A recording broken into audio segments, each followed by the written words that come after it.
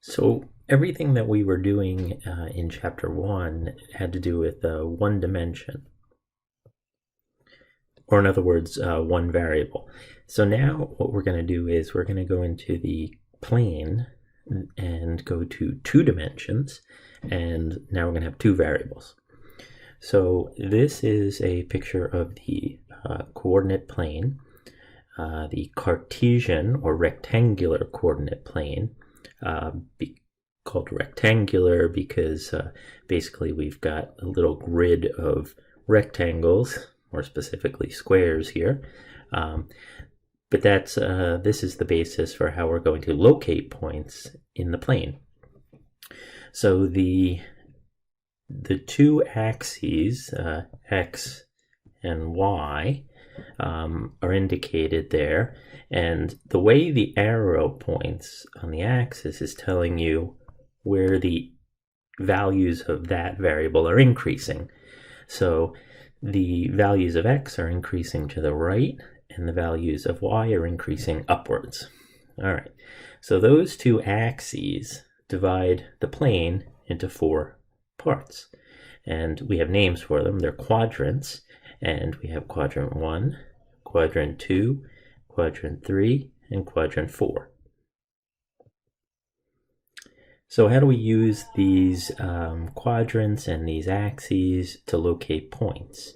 Well, points in the plane are ordered pairs of real numbers represented by AB. All right, so when we're talking about AB here, we're basically talking about the x value and the y value. So if we look at this this point 4, 2 there, what we're talking about is x value of 4, y value of 2, meaning we would go 1, 2, 3, 4 values in x, units in x, and 2 units up in y, locating us at 4, 2. Something like 0, 4 would be going 0 in x, so 0 to the right, and 1, 2, 3, 4 up. And similar for all the rest, realize that the negatives mean go the other way. So a negative x value means go to the left, a negative y value means go down.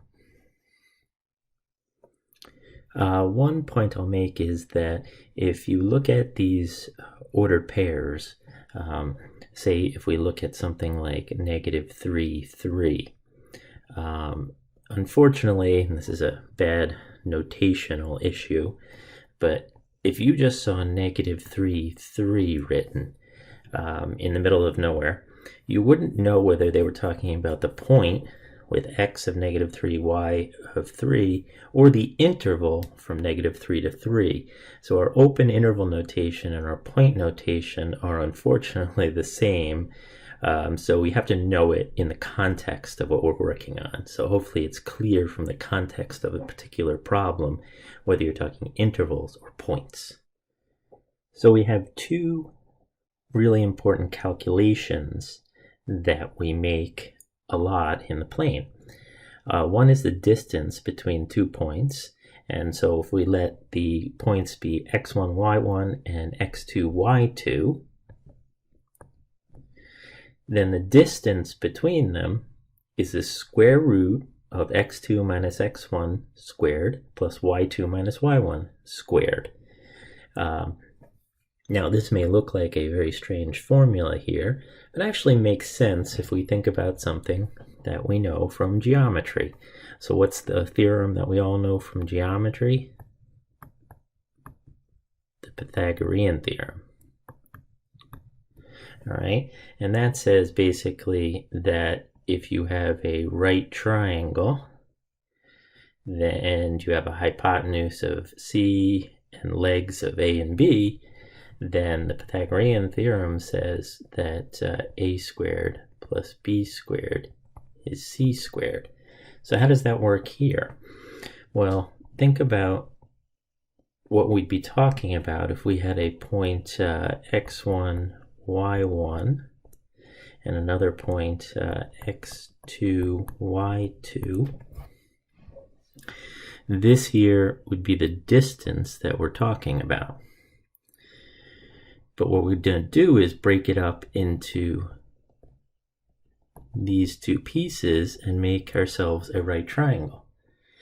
So this piece right here would actually be x2 minus x1, because that's the x2 value and that's the x1 value, and the length of that is x2 minus x1. Similarly, the other distance right here would be y2 minus y1, because this would be y1 and this would be y2. And then, so in the end, we get that d squared is x2 minus x1 squared plus y2 minus y1 squared. And if we take the square root of both sides, and we're just going to take the positive square root because we're talking distances, then we get the distance formula.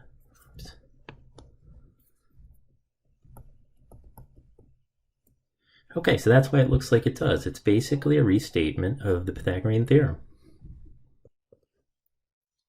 So we can use that distance formula to find distance between any 2 points. So if we take -2 and 3 and 4, -5, I'll just let the first one be x1, y1, and the second one be x2, y2.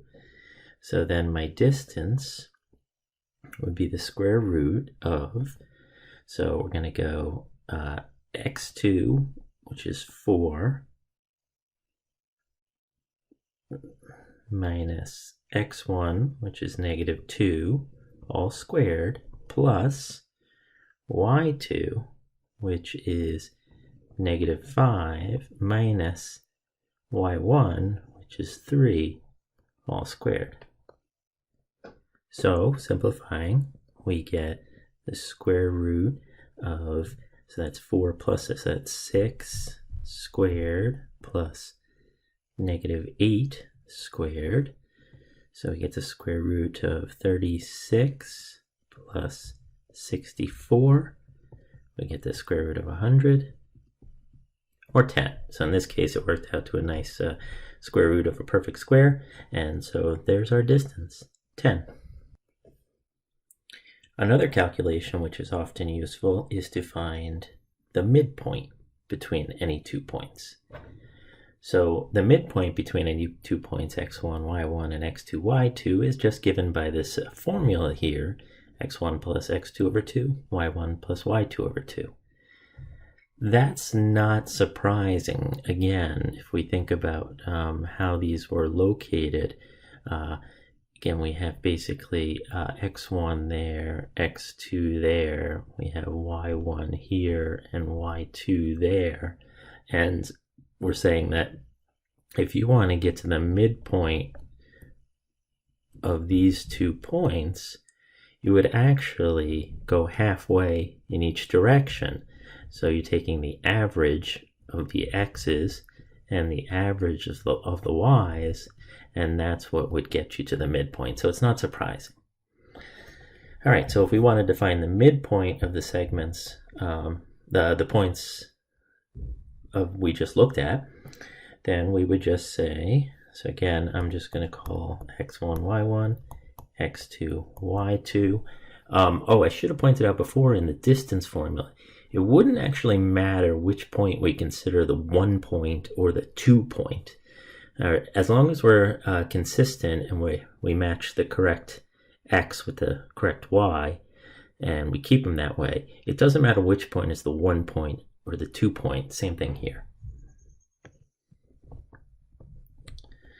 All right, so we would have x1 plus x2 would be -2 plus 4 divided by 2, and y1 plus y2 would be 3 plus -5 divided by 2, and so we would get 2 over 2 and -2 over 2. So we would get the point 1, -1, and that's our midpoint. So there we have the important calculations of distance and midpoint in the coordinate plane.